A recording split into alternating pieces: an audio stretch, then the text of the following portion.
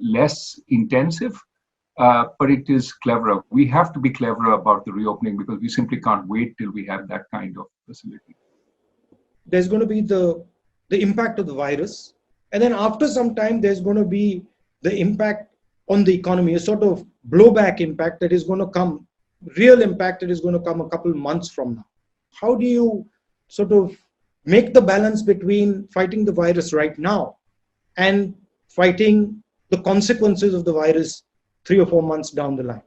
I think there has to be a prioritization because our capacities and our resources are limited. Certainly our financial, fiscal resources are more limited than the West. So what we need to do is decide, how do we keep this economy together so that when we reopen up, it's sort of able to walk off the sick bed and not be impaired at that point. So most immediately, I think keep people well and alive. Food is extremely important. Reach it to every place. Places our public distribution system does not go. Amartya Sen and Abhijit Banerjee and I have talked about temporary ration cards, for example, for people who don't have access. But you have to treat this pandemic as a situation which is unprecedented.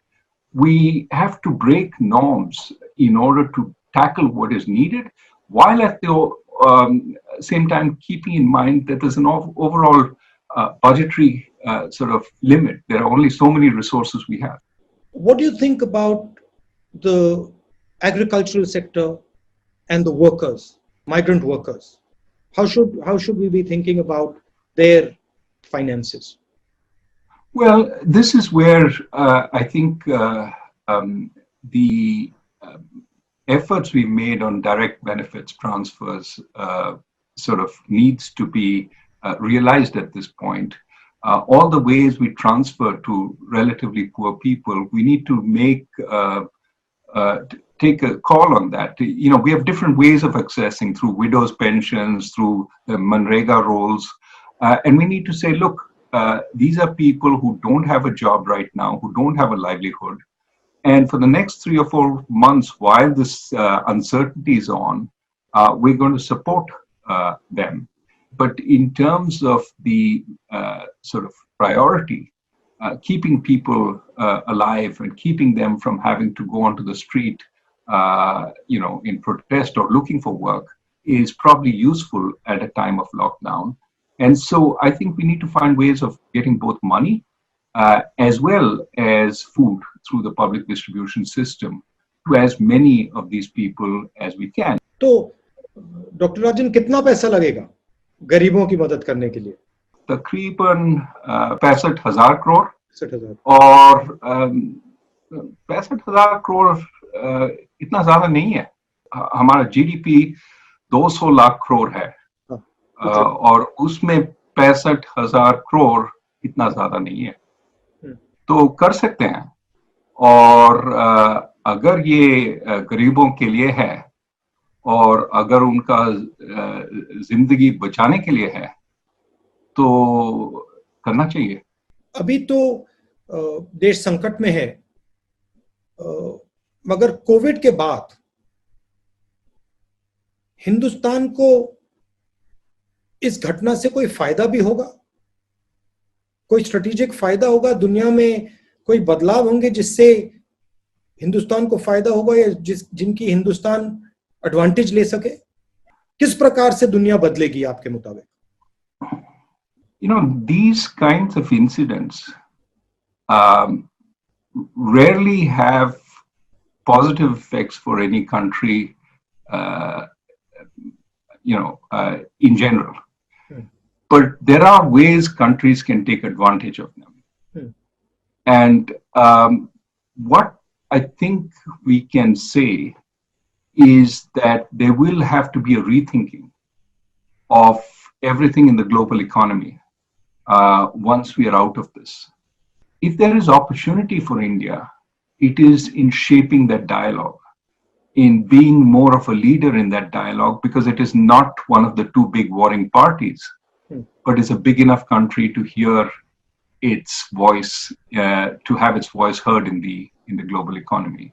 In this situation, India can find opportunities for its industry, for its supply chains, but most importantly, it can try and mold the dialogue towards one which has greater place for more countries in the global order, a multipolar global order rather than a single or a bipolar global order. Don't you think there's a crisis of centralization? That there is too much centralization of power taking place, and the conversations are stopping. I mean, I think it would conversations would help a lot of these problems that you're talking about, but it sort of breaks down for some reason. I do believe that decentralization is important both for bringing more local information to work, something we talked about earlier, but also about giving empowerment to the people. What you see across the world is a great sense of disempowerment. Decisions are being made elsewhere, not by me. Yeah. I have a vote, but that elects somebody in a far-off place. My local sort of panchayat or state government has less power. They don't feel they can, alter anything, and so they become prey to a different set of force. I would ask you the same question. I mean, do you see this whole, Panchayati Raj, which Rajiv Gandhi, your father brought back? What effect has that had, and has that been beneficial? It's had a huge effect, but I'm sorry to say it's in retreat. So a lot of the forward movement on Panchayati Raj that had taken place, we are now moving back to a sort of bureaucratic, BM-based structure or a bureaucrat-based structure. And if you look at the southern states, they are doing a better job because they are actually more decentralized. And the northern states are centralizing power, and they're taking away power from the panchayats and the sort of grassroots organization. The closer decisions are taken to people, the more ability they have to keep a check on those decisions. So I think it's an experiment worth doing. But what do you think is causing this at a global level?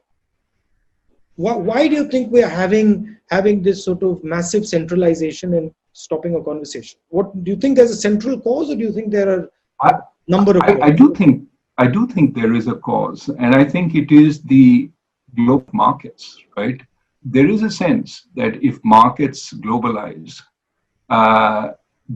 market participants, firms, for example, want to see the same rules everywhere. They want to see the same coordinating structure everywhere. They want to see the same government everywhere, because that then gives them confidence. That attempt at uniformity takes away power from the sort of local or national governments. Of course, in addition, there is the bureaucratic temptation to centralize. If I can grab the power, why not? And so that is a constant desire to, if you're providing funding to the states, here are the rules that you must obey in order to get this funding. Not, I will give you this funding, no questions asked, because I know you've also been elected, and you will have to have a sense of what is appropriate for you. There's a new model also out, which is the authoritarian model, which is questioning the sort of liberal model, and it's a different way of doing work, and it seems to be more and more rising in more and more places. Do you think it's going to get pushed back? I don't know, because the central authoritarian model, the strong figure, in a world where you're powerless, is sometimes appealing. Especially if you can develop a personal rapport with that figure, and you feel they believe in me. They care for the people. The problem with that is the authoritarian figure can develop their own sort of sense of, yes, I am the power of the people. Yeah. And therefore, whatever I say goes. My rules apply, not the checks and balances, not the institutions, not the decentralized structure. Everything is going to go through me. The sort of historically, what has happened is that has put too much weight on that center. And eventually that collapses. But clearly, something has gone wrong with the global economic system. I mean, that's pretty clear, right? Would that be a fair statement? I think that's a fair statement, that it's not working for a lot of people. The growing inequality of incomes and wealth in developed countries is certainly a source of the concern. The precariousness of jobs, the so-called precariat, is another source of concern. You have these gig jobs without any sense of whether you will have income tomorrow. And of course, we've seen during the pandemic, many of these people don't have any support. They have lost out on both incomes as well as their safety net. Therefore, what we have today is both a problem of slowing growth. So we cannot dispense with markets. We do need growth. But we also have a problem of inadequate distribution. People aren't getting the fruits of that growth in the same ways. Many people are being left out. And so we need to think about both sides. And that's why I think rather than focus on distributing output, distribute opportunity. You know, it's interesting that you said that infrastructure connects people and that gives opportunity. But if there is division and hatred, that disconnects people. That's also infrastructure. There's an infrastructure of division and infrastructure of hatred. And that causes as big a problem. Absolutely. I think social harmony is a public good. Having everybody believe that they're part of the system and equal part of the system is essential. We cannot afford to be a house divided, especially in these times when our challenges are so big. And so I would prefer to put, our founding fathers, people who wrote our constitution, and the early sort of administrations. That's something I've been spending some time sort of relearning. And those people realized that there were some issues which you wanted to put on a shelf and not touch. Because if we got into those issues, we would spend a long time fighting each other. Also, you tend to divide and look backwards into history when you're struggling with a forward vision. So I think I like what you said about India needs a new vision. What would be the elements of that in your view? Of course, you mentioned in infrastructure, education, healthcare, but how would it be different than the last 30 years or 20 years? What would be the pillars that would be different? Well, I think that on the one hand, you need to create capabilities. The elements of creating capabilities is, better education, better healthcare, better infrastructure. And remember, when we talk about creating these capabilities, we have to walk the talk. But we also, make no mistake, need to rethink what our industrial and market system looks like. We still have the remnants of the old license permit Raj. And we need to figure out how we go to a place where the accent is on creating many, many more new jobs of a good quality. And there, more freedom, trust but verify is a good idea there. What's amazed me and is how important mahal is to economics. Sentiment, how important sentiment and trust is to economics. And one of the things I'm finding during this COVID issue is that the real problem is the trust issue. People don't quite understand what is going to happen next. And so there is fear in the system. You talked about unemployment. We've got we had a big high level of unemployment. That's now going to be massive.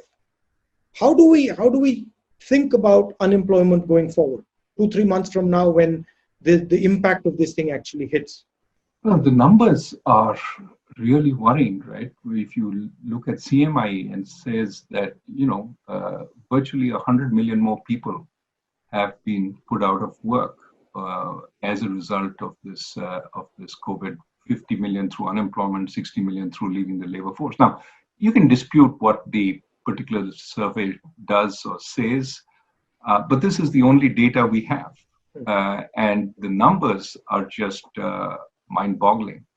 I think, again, this says we need to open up in a measured way, but as fast as possible, so that people start having jobs, because we don't have the capacity to support people across the spectrum for too long. And being a poor country, a relatively poor country, people start out with significantly lower reserves. But let me throw the question back at you. We see a lot of measures in the United States as well as Europe based on the kind of realities on the ground.